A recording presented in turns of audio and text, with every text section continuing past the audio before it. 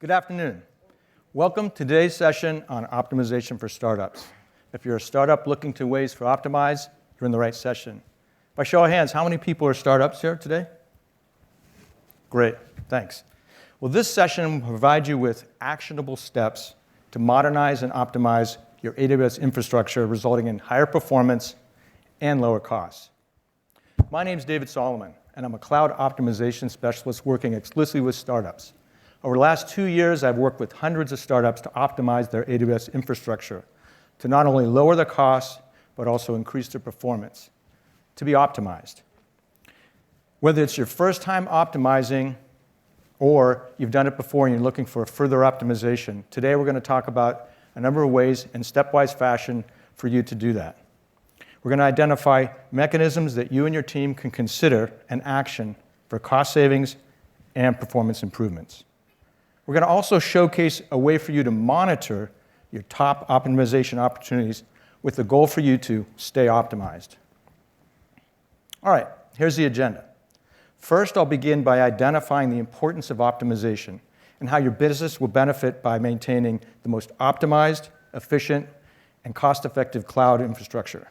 Second, I'll center the discussion on 3 services and main areas: compute, database, and storage.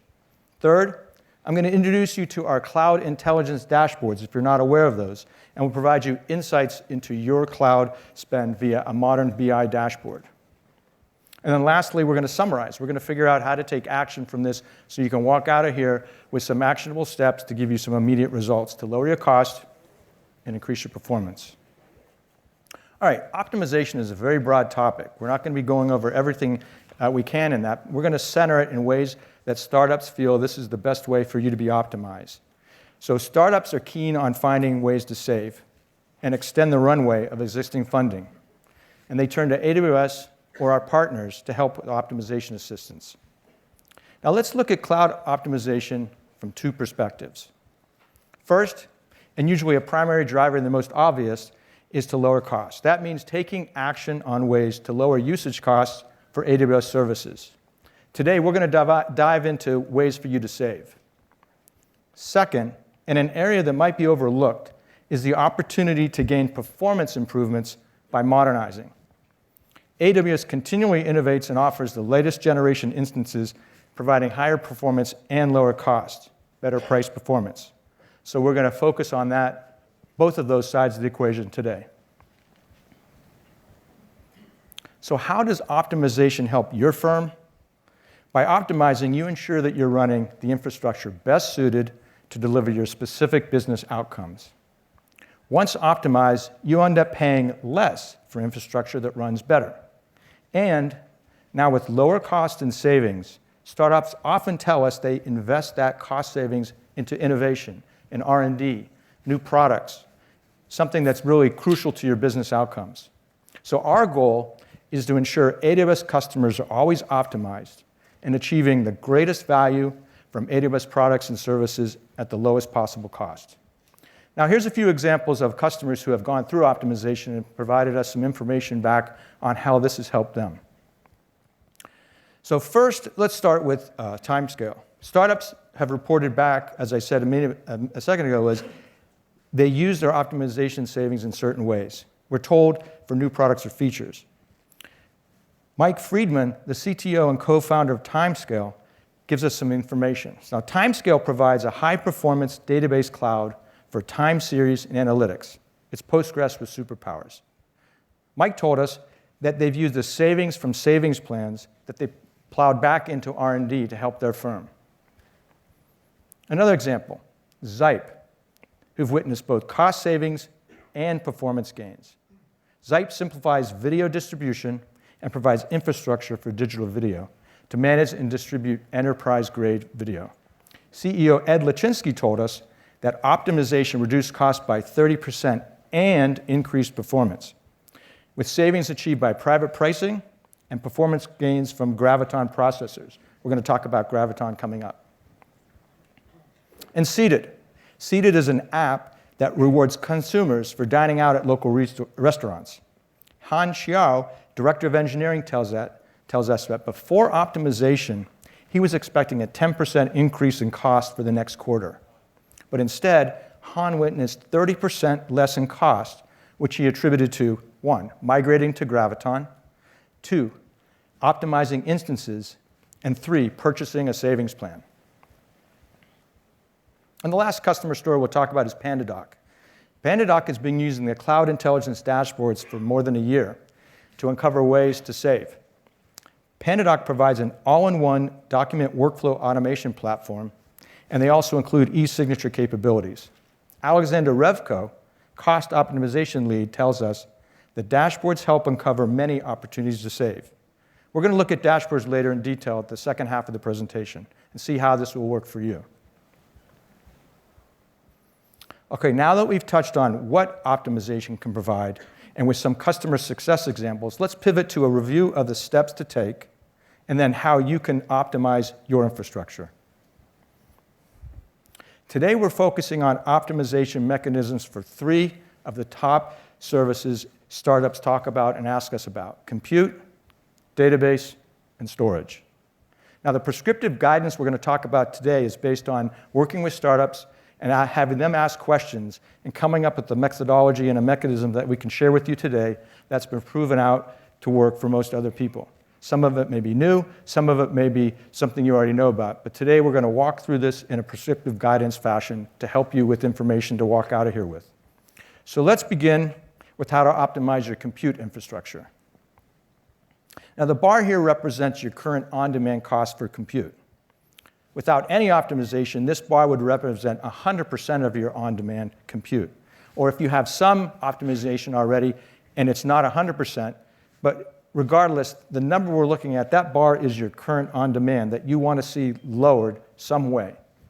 So our focus today is to look at this bar as your current on-demand costs. So start first by considering spot instances to lower your on-demand compute costs. Now, what is Spot? Spot is best suited for stateless, fault-tolerant, or flexible workloads, containerized workloads, big data, CI/CD, web servers, and high-performance computing. Or consider Spot for dev and test to lower their compute costs. Now, Spot instances are spare EC2 compute capacity that's discounted up to 90% compared to on-demand prices. The only difference between on-demand and Spot instances is Spot can be interrupted and reclaimed with 2 minutes of notification when the capacity is needed back. So, the best way for you to gracefully handle Spot instance interruptions is to architect your application to be fault-tolerant. And all of this is documented in the Spot instance documentation to help you understand how to deploy and all the mechanisms for that. But first and foremost, this is a way because it has a high discount when you do use Spot. So you automatically will see your savings go down. Let's look at the second factor, right sizing. Over time, you may have instances in dev or test that are sitting idle or underutilized, or possibly over-provisioned because when you spun them up, there was greater demand or you had different forecasts. But regardless, you have idle, underutilized, and even over-provisioned instances. So all of these represent an opportunity for you to trim or downsize these instances or even modernize via right sizing. So the first step is to take inventory and analyze your instances, which could be time consuming.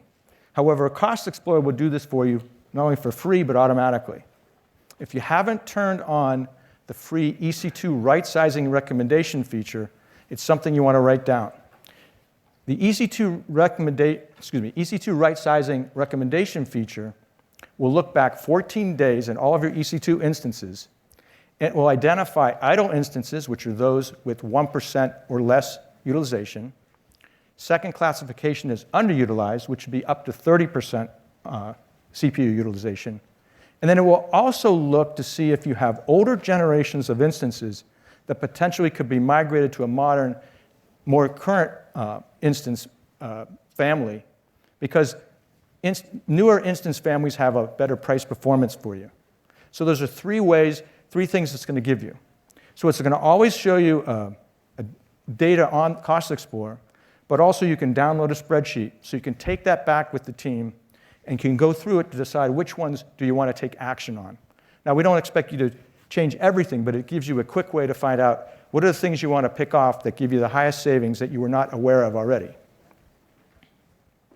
Okay, so now you've saved. Now Spot has lowered your cost potentially on the instances for that section by up to 90%. Right-sizing has removed waste and inefficiencies. So now it's time to think about modernization and how current your infrastructure is. AWS is constantly innovating, and we've always been looking for ways to continue to have newer generations with better price performances. And so we thought about how do we push the envelope on the price performance equation for instances. So back in 2018, we invested in chips, and we came out with the first version of Graviton.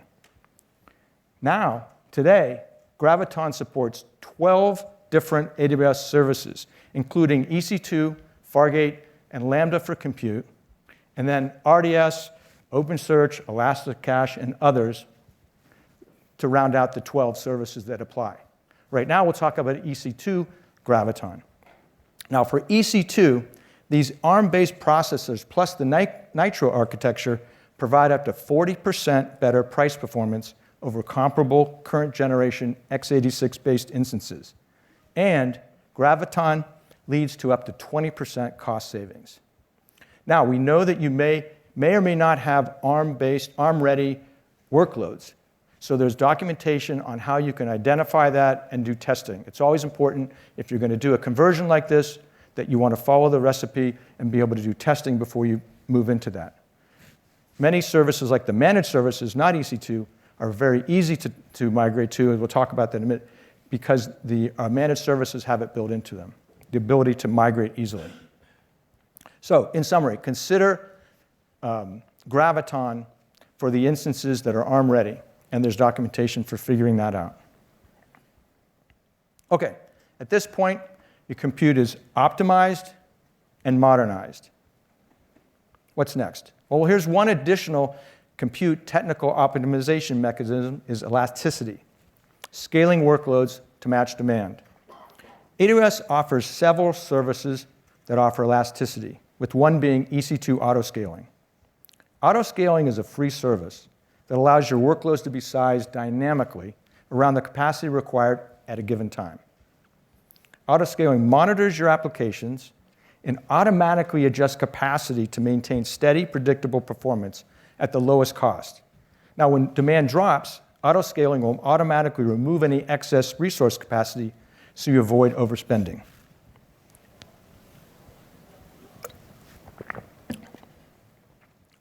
Okay.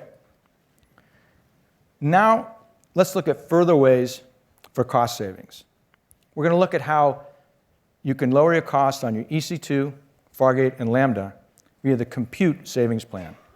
Now, savings plans were introduced in 2019 and provide a discount on steady state compute usage in return for an hourly spend commitment for a term of 1 or 3 years.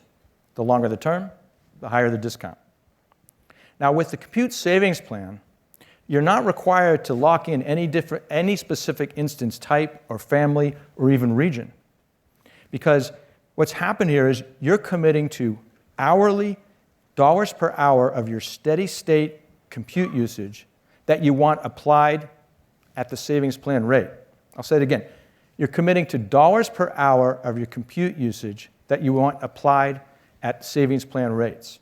So every hour, you're saying you want this much usage to be applying a steady state usage to the compute savings plan. So because it's dollars per hour instead of specific items, what does that mean? That means that if you want to spin up into a different region, you're not locked out of that. You can do that, and we'll be looking back at your usage to apply the savings plan, even if it's in a different region. Or let's say we come up with a new instance class this week in reInvent, and you want to experiment with that. With the savings plan, you might get a discount for that, even if you run it for an hour or 3 months or longer. So let's explain a little bit more how it works. You're committing to these X dollars per hour, and then we will look after the hour at what you have run, and we will apply the savings plan based on the highest savings first. We're going to stack rank everything you ran last hour, And then because everything has its own savings plan discount rate, we will first identify what you ran last hour that had the highest savings plan discount and apply that towards your commit. Then we'll look for the next and the next until we exhaust how much your commitment is. After that, any other compute usage, EC2, Fargate, and Lambda, is going to be on demand. So 1 hour might be different than the next. But now, and two things about that. One is it gives you extreme flexibility. Not only your savings, but you're modernizing. And it also does it automatically, so you don't have to manage anything and understand what's working. You just have to be careful about what your commit dollars are. So let's talk about that. The key is to come up with the dollar-hour commitment of your steady-state usage. So Cost Explorer will help you by identifying the recommendation for your commit hour. Here's how it works. When you go into Cost Explorer's savings plan recommendation, you turn on compute, it's going to give you three choices. Look back 7 days, 30, or 60. Let's say you pick 30 days. Cost Explorer is going to look back at exactly what you ran of compute, EC2, Fargate, and Lambda, and it's going to see how much you could save if you were to have had a savings plan during that 30 days. It's going to iterate and come up with the best dollar per hour that you would have used if you had a savings plan. Now, the key here is the recommendation is assuming that your next 12 months, 24/7, looks like your last 7, 30, or 60. So you want to make sure that that recommendation you agree with the future based on the past. Now, in fact, because it's dollars per hour, instead of locking in something specific, let's say it came up with a $15 per hour commitment, and you felt like, David, we think we want to be a little more conservative. We think that this last 30 days is at one level. I'm not ready to commit to that. I want to go less. You could actually buy less. Let's say it was a $15 recommendation. You could buy a $10 compute savings plan and watch how that works. And later, if you have growth, your demand went up, and the recommendation was right, you can buy a second plan. It's on its own 12-month scale, and now you're able to stack your compute savings plan to match how your usage pattern is following. So it's very flexible. Again, in summary, it's going to give you discounts. It's going to let you modernize and change, and then it allows you to be able to be conservative or aggressive as you want. All right. Let's summarize compute. In summary, right, spot instances for up to 90% savings, right-sizing to downsize or terminate instances, Graviton for both cost savings and performance improvements, elasticity to automatically scale up and down to match costs with demand, and then savings plans, compute savings plans, I like the best, to provide commitment-based discounts on EC2, Fargate, and Lambda, which provide you innovation, as I described. Okay, now let's review database optimization. Again, we'll represent the on-demand database spend with a bar. Again, and go through a sequence of optimization steps to consider for database optimization. First, right-sizing. Similar to what we described in EC2 right-sizing, you can use tools such as CloudWatch to monitor CPU utilization and identify database instances to downsize, stop, or even terminate. And for example, if you don't need a multi-AZ configuration for a dev workload, change it to a single AZ. All right, next, consider Aurora with an optimization view and a lens. Amazon Aurora is a fully managed relational database engine that's compatible with MySQL and Postgres. Now, how does it fit into optimization? A couple points. Aurora gives you the performance and availability of commercial-grade databases at 1/10 the cost, number one. Number two, with some workloads, Aurora can deliver up to 5 times the throughput of MySQL and up to 3 times the throughput of Postgres without requiring change to most of your existing applications. So if you're running RDS MySQL or RDS Postgres, consider Aurora Postgres and Aurora MySQL. Okay, caching. Caching is another optimization mechanism you can use for databases. In-memory data caching helps applications perform faster and helps reduce your database costs. A single cache instance can provide hundreds or thousands of IOPS, potentially replacing a number of database instances, thus driving the total cost down. Caching can be applied to any type of database, and there's more than one caching strategy. And a lot of that is documented for you. So I'm just highlighting one way today. Think of the concept of caching, and then as you leave here, you want to figure out ways to be able to improve your optimization with caching for your database. All right, we're back to Graviton. Continuing with modernization for database is, again, Graviton. In this case, for databases, the Graviton 2 processors are designed for databases. So for Graviton 2, they provide up to 52% price improvement for RDS open source databases, depending on the database engine, version, and workload. They also provide up to 35% price performance improvement for Aurora, depending on database size. So for example, you could use the T4G for dev and test, or the M6G for general purpose workloads, and consider, say, the R6G for your compute optimized workloads. Now, because RDS and Aurora are managed services, the migration to Graviton is very simple. No porting or code changes are required when migrating from Intel to Graviton 2 instances. So it makes it very easy. Again, there's documentation on this, so you can read that as well. All right, now that you've considered in action one or more database optimization techniques, and you've migrated to Graviton, it's important that before we get to this next cost savings, you've wanted to think about and considered migrating to Graviton. You want to think about what is your steady state database instance workloads that could be cost saved with. Let's talk about reserved instances, or RIs, for databases, because they offer a significant discount compared to on-demand pricing. For a 1 or a 3-year term, you can save up to 69% on the database instances. Now, RIs differ from savings plans because they're designed for exact match of 3 attributes that you want to have steady state for the entire 1 or 3 years. The database instance family, the region, as well as the database engine, like Aurora Postgres or RDS MySQL. So that's why you want to migrate to Graviton first, because if you were to purchase a non-Graviton reserved instance and then you migrate later, that RI would not apply. So that's the way to think about that before you make those changes. So in summary, RIs for databases offer discounted pricing for your steady state usage that won't change for the term of the RI. Okay, summarizing. We started with right sizing, considering Aurora. We've identified a caching strategy, migration to Graviton, and purchasing RIs for steady state database instances. Now you've lowered cost, increased performance, and are optimized. Now let's talk about storage optimization. S3. So S3 standard storage class is the starting place for your object storage and frequently accessed data. It's for data accessed more than once a month and ideal for data lakes, analytics, mobile applications, websites, and more. Now, since S3's introduction in 2006, we've come up with multiple storage classes we're going to talk about today that gives you lower cost for different access patterns, from frequently accessed data to infrequently to archived data.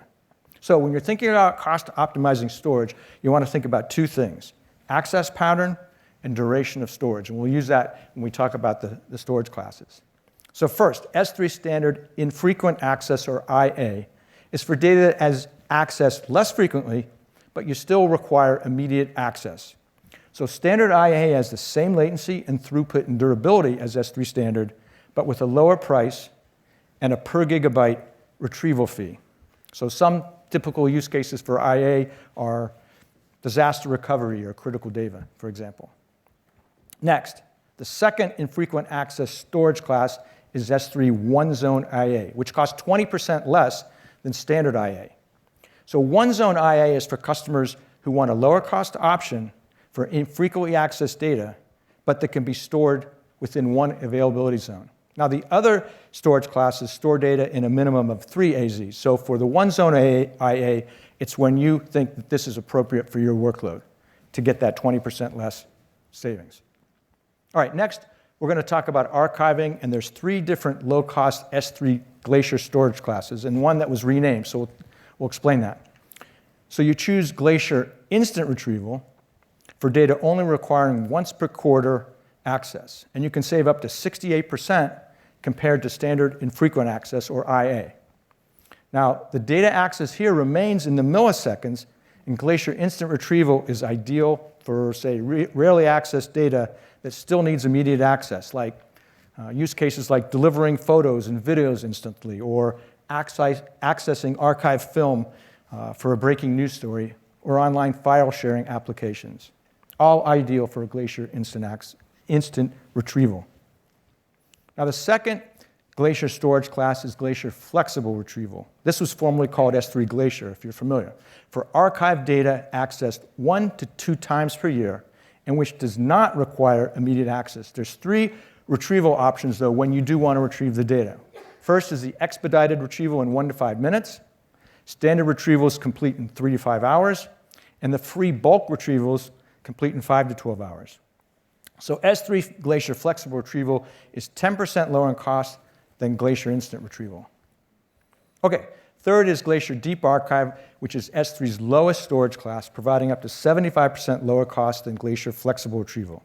So use Glacier Deep Archive for long-lived archived data that may be accessed only once or twice a year. So the standard retrieval for that data is within 12 hours, and there's a bulk retrieval that's within 48 hours. All right, now let's figure, how do you figure out what needs to move, what data needs to move, when it needs to move, and how to do that? There's a couple ways to do that.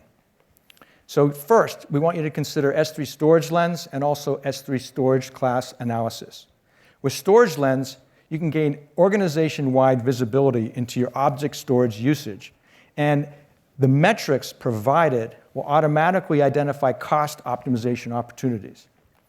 Then you want to use storage class analysis to analyze the storage access patterns to decide when to transition the right data to the right storage class, like when to transition less frequently accessed storage to standard IA, for example. Now, moving objects is the next topic.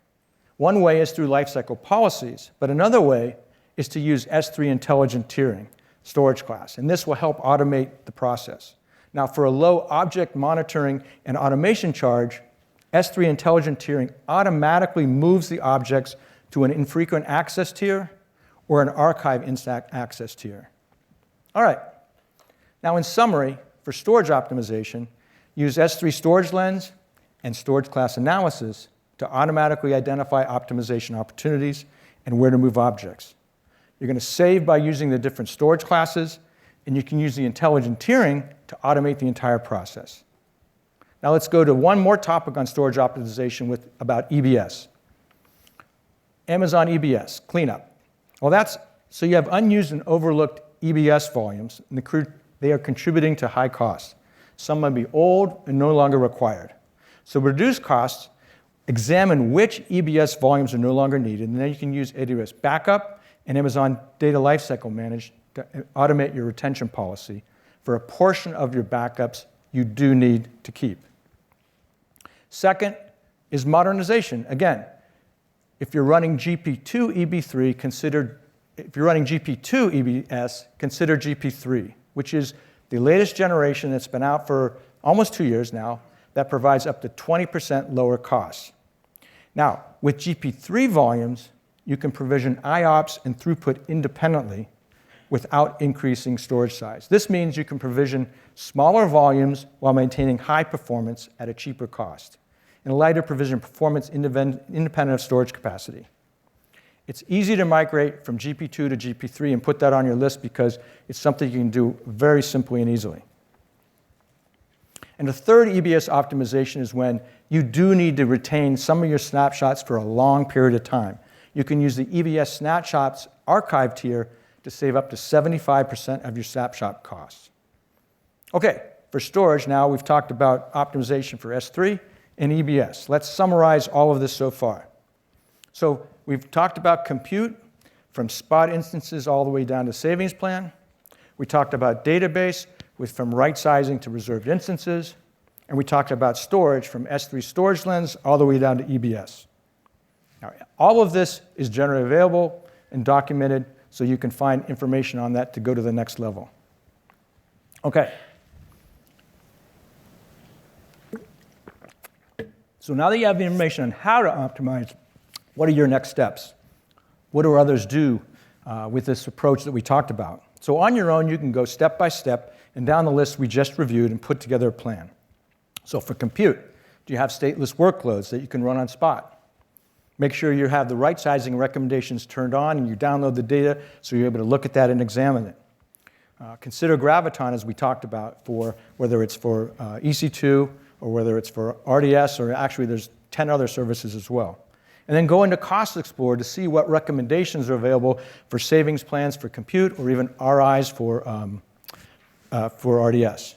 So then you would put a plan together, and based on your findings, map out what can be done first, second, and third. Now, then assign owners and put a timeline to it. Once you start taking action, you're going to reap your first level of savings and performance benefits. Now, another way is to engage your AWS account team and cloud optimization specialist or a partner, and we'll typically pull the data together to help accelerate the whole process, but along the same lines that we're talking about today. Either way, you get the data, you want to put a plan together, prioritize, and take action on those first results. So, backwards, there we go. Now we're going to focus on a novel way for you to stay optimized by using the cloud intelligence dashboards. So time goes on. What about 6 months from now, or even longer? You already did this first set of actions, but now it's a new day, and things have changed, and you have to figure out what to do. Do you have to figure this out all by yourself? Is there a way you can have tooling for this? And that's what we're going to talk about. Common questions that come up are, how do I track my results for optimization? Which accounts are the most optimized or the least optimized? Which areas should I focus on next to get optimization? Where should my team look at to get next optimization? So with that said, we're going to see how the cloud intelligence dashboards focus on giving you this information, but also putting you in control of how you stay optimized on a constant basis. All right, to help answer these questions, we've developed a set of 6 cloud intelligence dashboards, each with similar yet different goals and purposes.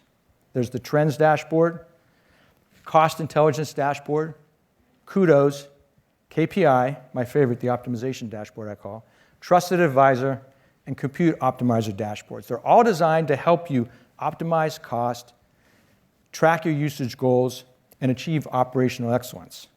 These are all Amazon QuickSight-based to be able to give you preset views and offer powerful visuals and allows you to do in-depth querying without having to build your own complex solution. All right. Now, these dashboards are similar but different, and some of them apply to different personas. For example, for executives or finance with billing and cost, you can see some of these dashboards are fine-tuned for those, while others allow DevOps, FinOps practitioners, and engineering to deep dive into compute or storage or any other AWS services. If you want to examine how much you've saved with RIs or savings plans, you can find that. Or there's a tab to help you know when your RIs are expiring. These are just a few of the things that you'll find in these preset views. So now what we're going to do with this optimization theme, we're going to talk about the KPI dashboard I like to call the optimization dashboard to put you in control. All right, here's the framework for all of the dashboards because they're very simple to set up and there's a publicly facing, well-architected lab for this. The source of data is your cost and usage report or CUR. So once you've turned that on, that's the data that's going to be ingested into the dashboards by using Athena and Glue to instantiate the dashboards. QuickSight is used as the BI layer for all the preset views. So of this framework of CUR, Athena Glue, and QuickSight, the only real cost is going to be the QuickSight licensing. And as of today, a couple licenses is approximately $50 a month. For everything I'm talking about here, the only cost is going to be the QuickSight licenses.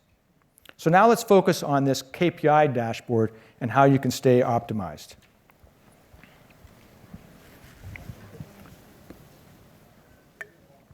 First and foremost is The KPI dashboard is so named because it's built around 18 different key performance indicators, or KPIs, that you can set. And then the dashboard uses your core data to identify how you're doing for these goals that you set, and then how much you can save by achieving the goals. So it shows you how you're doing the goals, but also how you can save. So here I'm showing one example, just one example of the possibility of saving, say, 13.7 thousand per month by achieving an EC2 Graviton goal. And to the right is more information that's automatically available to you that shows you where you want to focus and which instance families you could perhaps achieve that goal by focusing on. That way you can easily pivot the team to focus on the areas that give you the top optimization. Now, even though there's preset views, you can customize the views, you can do slicing and dicing on everything, but you don't have to. So for example, a lot of times people will want to segment by accounts, or there's different ways you want to divide it up, or by tags, and it allows you to do that. But most people find a wealth of information just from the preset views. Now let's talk about how you can set these goals like we talked about. Okay. What are the KPIs? I said there's 18 different KPIs. There's two sets. One is the on-demand coverage set of KPIs for 7 different services: compute, RDS, Elasticache, and others. And then there's 11 KPIs for, say, Spot, Graviton, S3 standard storage, and others. The data I'm showing here is just a subset. When you go into the dashboard, you're going to see the entire 18 with these sliders like you're seeing here. So how do you use these KPIs? What you want to do is you want to review each goal, and you want to come up with a reasonable goal that you can achieve for the next step. For example, here I'm showing the current on-demand goal for compute is 50%. And we have Spot set up for 10%, and RDS Graviton is 20%. So let's say now you leave here, you want to get together, and you say, I want to go to the next level of savings. I want to see a new goal. I want to really drive down my compute from 50% to 20%. Or let's increase Spot all the way up to 65% because I have workloads, stateless, fault-tolerant workloads that could tolerate Spot. And then I want to migrate RDS, and I want to go from 20% to 50%. So make that change. You go into the tool, you make the change, and once you change the settings, the dashboard will automatically recalculate based on your core data that's always being refreshed. And so now, with the dashboard, with these new goals, you'll be able to see how much you could save by achieving each of these new goals. And you're going to find the ability to find what is the next step I need to take to achieve that goal. So with that said, let's look at 2 examples. We're just going to look at, there's so many more, but we're going to look at 2 examples, one for compute and one for RDS, database. Okay, for compute, we're going to go through an example and a scenario and setting a goal to change on demand like we just showed from 50% to 20%. And then you're going to see how much you can save, and then lastly, what to do to achieve that goal. So first, you can go and look, after you made the setting change, and look at the coverage chart, which shows you a 3-month look back on how much your compute on demand was. This is important to see where I have been over the last 3 months. Because here we can see that in August, you had 100% on demand, but something happened. Maybe you installed some Spot instances, and now you have only 75% of your compute is on demand, and it's been lasting for 2 months. So you go back, you pivot to the KPI goal, set the KPI goals dashboard, and you look here and you see, oh, I had it set at 75%, and I see that I achieved that goal for the last 2 months. But now I want to go to the next level. I want to move the goal. It's time to move this goal to the next level. Let's set a new goal of 50%. Now the goal has been changed, and the rest of the dashboard is refreshed and updated to reflect how well you've been doing to this new goal, how much we estimate you can save, and where to focus. You will see your total spend over the last 3 months and the value of compute's on-demand spend. So here we can see you had on-demand of 50,000 one month, 47,000 the next month, and 56,000 in October. And then the estimate here is with October spend at 56,000, for example, The dashboard is estimating that you can save $14,000 if you reach this new goal. So we're showing the 3 months data. Why? Because we don't know what your next months look like. This is just giving you a view back to be able to decide what month is the best to look at that's going to be my next few months going forward. So with this information, you and your team can look for ways to achieve the goal. Now, we've talked about another ways. One way to achieve it, perhaps, is to go back into Cost Explorer and pull a recommendation and purchase a compute savings plan. Or it could be you look at the list we showed before and also pick off something from there to focus and target your reducing your on-demand costs based on this new goal. All right, that's the compute example. Let's look at an example for database. For the second example, we're going to look at database optimization and modernization with RDS Graviton. You're going to find an RDS Graviton table, and you also see other items there. And the last 3 months here are showing a steady 20% coverage. Great, you have some Gravitons in some of your workloads, but what about more? What more can you do? You've already identified you want to do some more migration. Now you're looking for more ways to increase. So you go back to your set the KPI goals, and you look at this goal here where we see, okay, it's been set to 20%. I met that goal. I want to move to the next level. So now I want to increase the goal to, say, 50%. Again, once the goal is changed, the dashboard creates new values for how much you can save by achieving the new goal of 50%. So the dashboard, then you pivot to the next screen because you want to have more data on where exactly you want to focus to be able to make this migration to Graviton. So here the dashboard is providing you a summary view of how much you can save, and then you can scroll to exactly which RDS instances are identified for migration to Graviton. This is a subset of what you would see, but here we'll just simplify it. Here you see an opportunity to migrate from T3 to T4G, and that's instances running in US East 1. And then you can see you have an R5 that could go to R6G, where you have instances running in US West 2. Now you see the cost where you already have the last month's cost is on the left, and the right is an estimate of what you could save if you converted those workloads and those specific, you can see the resource IDs are going to be identified for you if you were to focus on those. In this case, this example is suggesting over $3,000 a month savings by migrating these workloads from non-Graviton to Graviton. So now, in summary of what we've talked about here is you've been in control. You can set goals that you can look at. We'll identify and show you ways to save, and then we'll show you exact ways for you to be able to action that so that you can get to the next level of optimization. So really, in summary, this KPI or optimization dashboard puts you in control of what's going on an ongoing basis, seeing how you're doing and setting goals. In this case, the action would have been to migrate to RDS Graviton to save. Now, today we just highlighted one of the 6 dashboards, the KPI dashboard, and showed you just a sample of what you can see. There's still 5 other dashboards to look at for different reasons and personas. They all help you visualize your spend, let you to query things, let you download information in a very modern BI way that saves you time so you don't have to have your own custom solution built to do this. And as we suggested earlier, it's your Data, Athena Glue, and Amazon QuickSight.